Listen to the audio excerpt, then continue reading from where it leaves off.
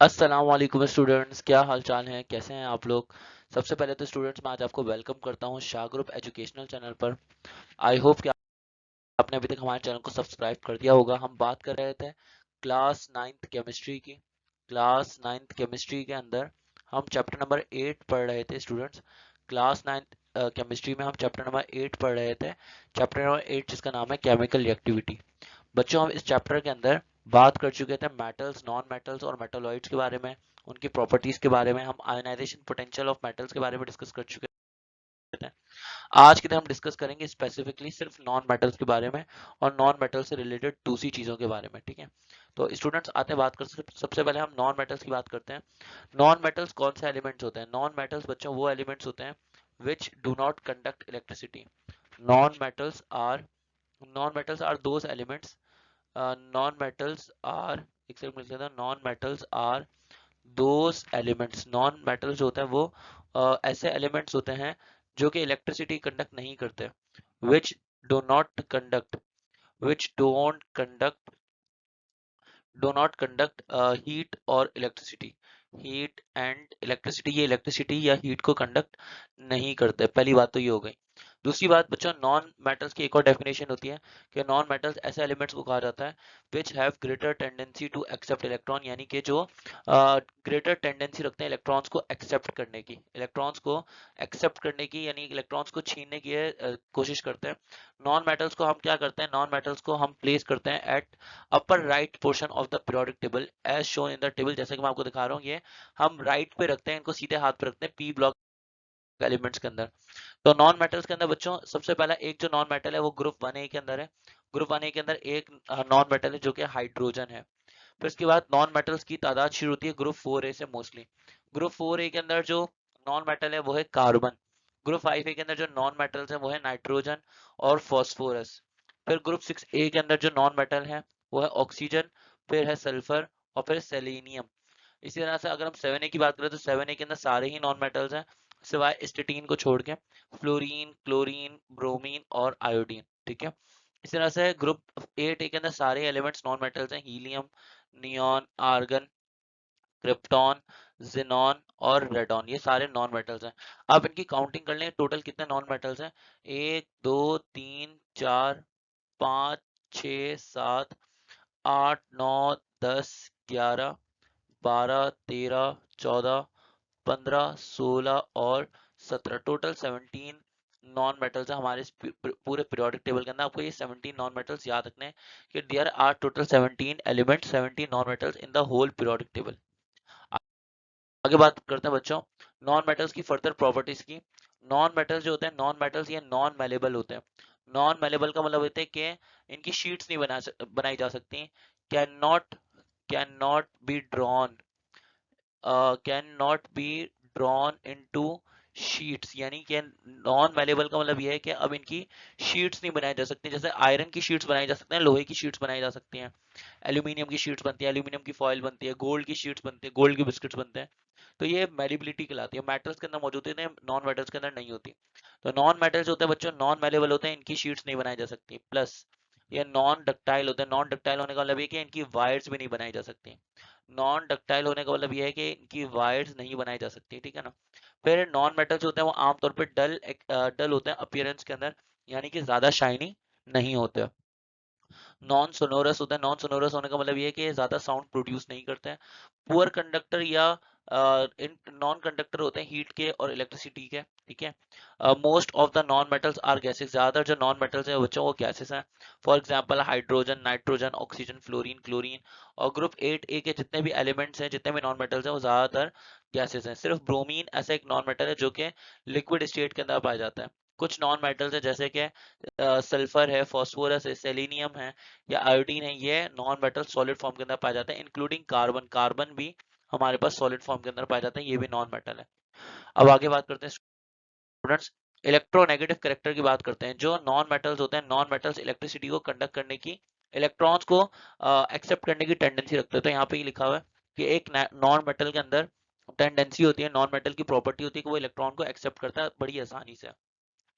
जब वो इलेक्ट्रॉन को एक्सेप्ट करता है तो क्या बना लेता है, एन आयन बना लेता है। ये जो टेंडेंसी है इलेक्ट्रॉन को एक्सेप्ट करने की, इलेक्ट्रॉन को छीनने की, है टेंडेंसी कहलाती है इलेक्ट्रोनेगेटिव कैरेक्टर।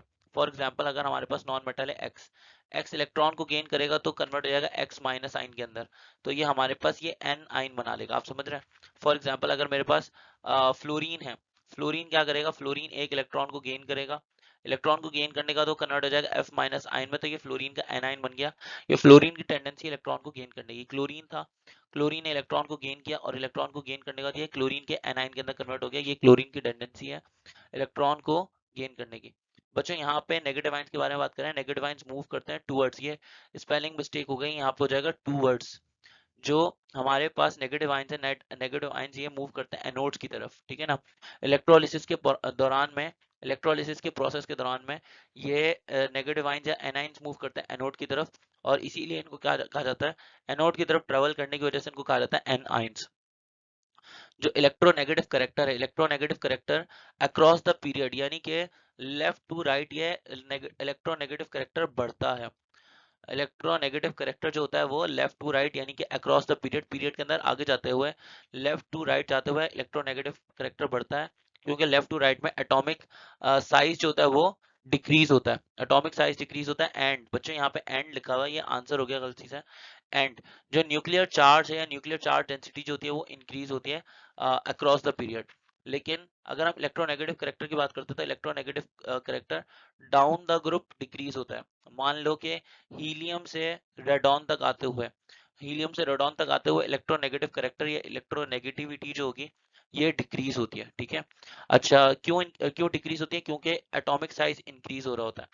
अब यहाँ पे फर्दर बात करें, हेलोजेंस जो होता है वो इलेक्ट्रॉन्स को बड़ी आसानी से इलेक्ट्रॉन्स को एक्सेप्ट कर लेते हैं, हेलोजेंस बड़ी आसानी से इलेक्ट्रॉन को एक्सेप्ट कर लेते हैं क्योंकि इनकी इलेक्ट्रॉन नेगेटिविटी की वैल्यू सबसे ज्यादा होती है। यानी कि क्लोरीन जो है, क्लोरीन इलेक्ट्रॉन को गेन करके कन्वर्ट हो जाएगा Cl माइनस आयन के अंदर, ये इनकी टेंडेंसी इलेक्ट्रॉन को गेन करने की। मोस्ट इलेक्ट्रोनेगेटिव एलिमेंट कौन सा है पूरे पीरियोडिक टेबल के अंदर, तो most electronegative element in entire periodic table, guess करें आप। Most electronegative element in entire periodic table, in entire periodic table is fluorine. कौन सा है, फ्लोरीन है, ठीक है ना, ये आपको याद रखना है। अच्छा बच्चों यहाँ पे आगे फर्दर बात करते हैं, comparison of reactivity of halogens. Halogens की रिएक्टिविटी की बात कर रहे हैं कि हेलोजेंस की रिएक्टिविटी का कंपैरिजन करते हैं। हेलोजेंस बिलोंग करते हैं ग्रुप 7A ग्रुप से, halogens belong to 7A group. Halogen के अंदर कौन कौन से एलिमेंट है, फ्लोरीन है, क्लोरीन है, ब्रोमीन है, आयोडीन है और एस्टेटाइन है।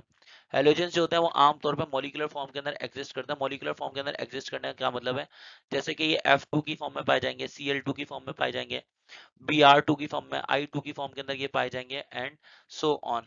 सिवाय एस्टेटाइन के सारे मॉलिक्यूलर फॉर्म के अंदर ये पाए जाते हैं। जो हेलोजेंस की रिएक्टिविटी है वो डाउन द ग्रुप डिक्रीज होती है क्योंकि एटॉमिक साइज इंक्रीज होता है, एटॉमिक साइज इंक्रीज होता है और इलेक्ट्रोनेगेटिविटी भी डाउन द ग्रुप डिक्रीज होती है। मतलब मैं आपको एग्जांपल के तौर पर बताता हूँ, मोस्ट इलेक्ट्रोनेगेटिव एलिमेंट है फ्लोरीन, फिर फ्लोरीन के बाद है क्लोरीन, फिर उसके बाद है ब्रोमीन, फिर उसके बाद है आयोडीन। तो फ्लोरीन से आयोडीन तक आते हुए इलेक्ट्रोनेगेटिविटी कम हो जाती है, इलेक्ट्रोनेगेटिविटी कम होती है तो रिएक्टिविटी भी कम हो जाती है, रिएक्टिविटी भी डिक्रीज हो जाती है, यहाँ पे यही बता रहे हैं। अब यहाँ पे बता रहे हैं हेलोजेंस जो होते हैं वो आमतौर पर ऑक्सीडाइजिंग एजेंट के तौर पे काम करते हैं। ऑक्सीडाइजिंग एजेंट का मतलब ये है कि खुद को रिड्यूस करते हैं, सामने वाले को ऑक्सीडाइज करते हैं, रिड्यूसेस इटसेल्फ। रिड्यूसेस इटसेल्फ का मतलब ये है कि खुद को रिड्यूस करने वाले ये खुद आसानी से इलेक्ट्रॉन को एक्सेप्ट करते हैं। जैसे यहाँ पे सोडियम और क्लोरीन का रिएक्शन कराएंगे तो सोडियम इलेक्ट्रॉन को लूज करेगा, ये पॉजिटिव चार्ज बनाएगा और क्लोरीन इलेक्ट्रॉन को गेन करेगा। तो यहाँ पर सोडियम ऑक्सीडाइज हो रहा है और क्लोरीन जो है वो इलेक्ट्रॉन को गेन करने की वजह से क्लोरीन रिड्यूस हो रहा है। तो क्लोरीन एक तरीके से सोडियम के लिए ऑक्सीडाइजिंग एजेंट के तौर पर काम कर रहा है। बहरहाल 2Na प्लस Cl2 आगे जाकर रिएक्ट करेंगे तो ये बना लेंगे 2NaCl। इस तरह से पोटेशियम और आयोडीन आपस में रिएक्ट करेंगे, ये आयोडीन लिखा है, पोटेशियम और आयोडीन आपस में रिएक्ट करेंगे तो कन्वर्ट होंगे पोटेशियम आयोडाइड के अंदर। यहाँ पर जो आयोडीन है, ये आयोडीन खुद को क्या कर रहा है, आयोडीन खुद को बच्चों ये कर रहा है रिड्यूस। आयोडीन क्या कर रहा है, आयोडीन खुद को रिड्यूस कर रहा है, आयोडीन के अंदर रिडक्शन हो रही है, जबकि पोटेशियम के अंदर क्या हो रही है, पोटेशियम के अंदर ऑक्सीडेशन हो रही है। जो आयोडीन है ये पोटेशियम को ऑक्सीडाइज कर रहा है, इसलिए ये ऑक्सीडाइजिंग एजेंट कहलाएगा पोटेशियम के लिए। तो यहाँ पर आगे जाके पोटेशियम आयोडाइड बन रहा है, इस तरह से बन रहा है कि आयोडीन ने खुद को रिड्यूस किया और ऑक्सीडाइजिंग एजेंट के तौर पे काम किया पोटेशियम के लिए, ठीक है। अब यहाँ पे बच्चों पावर ऑफ हेलोजेंस बता रहे हैं कि हेलोजेंस की power as oxidizing agent decrease होती है इस ऑर्डर के अंदर। सबसे ज्यादा हाईली ऑक्सीडाइजिंग एजेंट है, सबसे ज्यादा स्ट्रॉन्ग ऑक्सीडाइजिंग एजेंट है फ्लोरीन, उसके बाद क्लोरीन, फिर ब्रोमीन और फिर आयोडीन। बच्चों ये आयोडीन लिखा हुआ है, ठीक है ना, इसको आयोडीन लेके चलिएगा आप, ठीक है। आगे बढ़ते हैं, यहाँ पे comparison of electro comparison of reactivity of halogens के अंदर फर्दर बात कर रहे हैं।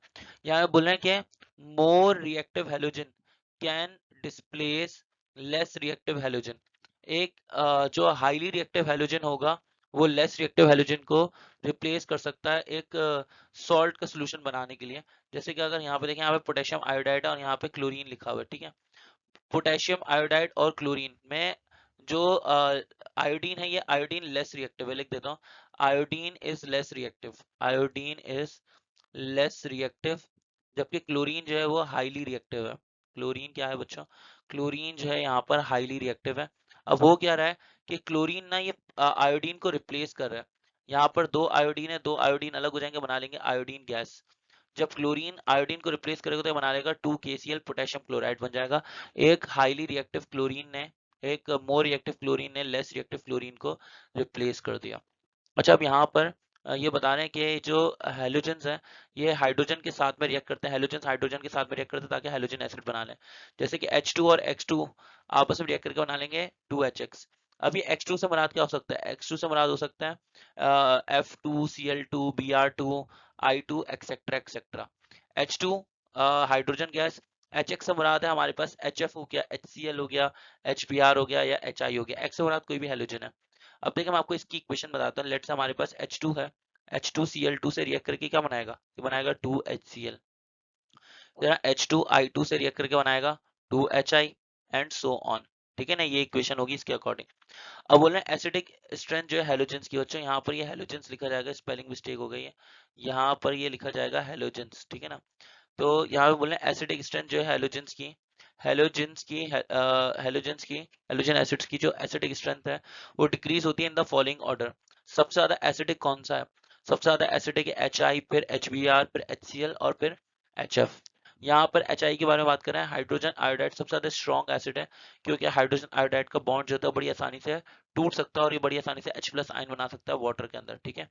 Due to weak covalent bonding, क्योंकि HI के अंदर कोवेलेंट बॉन्डिंग कमजोर है इसलिए इसका बॉन्ड जल्दी टूट जाता है और ये पानी के अंदर डिसोसिएट हो जाता है, अपने आयंस के अंदर कन्वर्ट हो जाता है और इस तरह से ये एक स्ट्रॉन्ग एसिड के तरीके से बिहेव करता है। स्टूडेंट्स, हमारा आज का लेक्चर यहाँ पर समाप्त होता है, खत्म होता है। आई होप कि आपको हमारी वीडियो पसंद आई होगी। अगर आपको हमारी वीडियो पसंद आती है तो हमारे चैनल को, शाह ग्रुप एजुकेशनल चैनल को सब्सक्राइब करना ना भूलिएगा। मैं आपसे मिलता हूँ नेक्स्ट वीडियो के अंदर। तब तक के लिए आप अपना ख्याल रखें। ओके, अल्लाह हाफिज।